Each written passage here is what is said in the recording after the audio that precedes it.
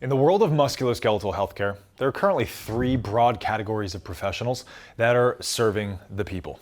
And as you'll see, there's an egregiously large gap where most people are dramatically underserved, if not at all attended to. There are three professionals here that share this round table that are going to help create the perfect care plan for a person struggling with a musculoskeletal issue. Now, all of them, in our eyes, should be equally compensated to do a job that the other was never meant to do. The first person at that table is a healthcare professional or a rehabilitative professional. This could be an MD, this could be a doctor of physical therapy, doctor of chiropractic, or an occupational therapist. Someone who is rescuing someone from illness or helping someone recover from acutely lost function.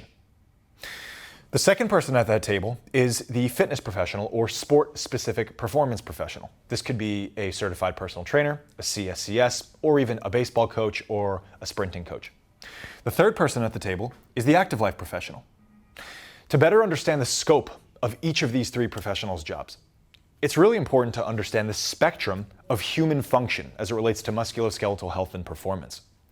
At the one end, we have someone who's totally disabled. They're pent up in a nursing home and they have someone helping them bathe, dress, eat, etc. At the other end of the spectrum, we have an elite athlete, Olympian, maximum expression of human performance.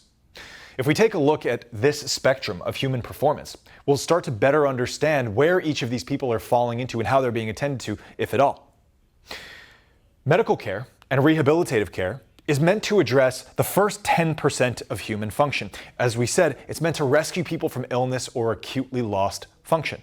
So doctors, physical therapists, chiros, OTs, they'll live here to take care of people who are going from disabled to just being able to start living their lives, retrieving things from the cupboard, taking care of themselves, doing the laundry, getting to and from work, etc., etc.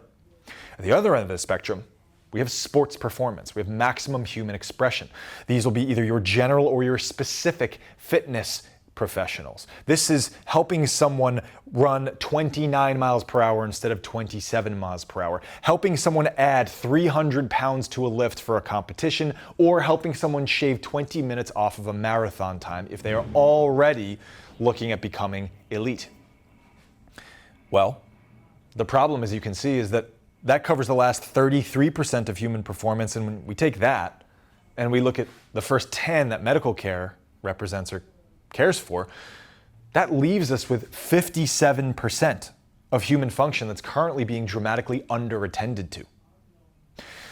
The purpose of an active life professional is to saturate their scope so completely that it budges all the way up against that of the medical or rehabilitative professional, so that they can not only completely understand their scope, but even start to think like and understand what a healthcare professional does, so that they can speak the same language, share a common understanding of what the client or patient is dealing with, and completely and effectively pick up where the medical or rehabilitative professional leaves off in order that they can walk the person in question as far down the line of human function as they would like, or until the active life professional decides mutually with their client that they are no longer the best fit to help this person, and it should now be the job of a sports performance or general fitness instructor to help them go as far down this line as they would like.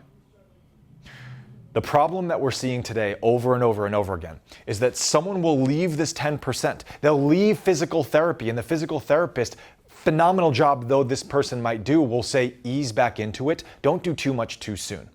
What does that mean with respect to what exercises this person should matriculate through?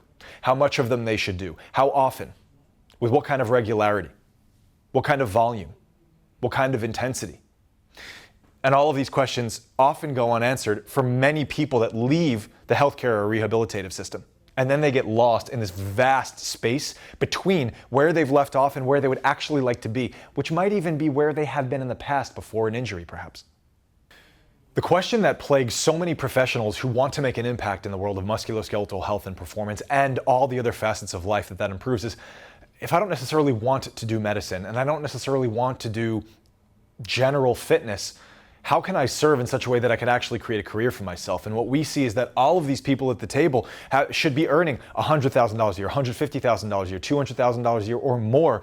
The question is not what earns the most, it's what work are you most inspired to do? What portion of this spectrum of human performance are you most inspired to attend to? And if it happens to be the space in between fitness and healthcare, then your job is to equip yourself with the knowledge and tools and skills necessary to be able to effectively solve for the problems that exist just outside of healthcare and just before health and fitness.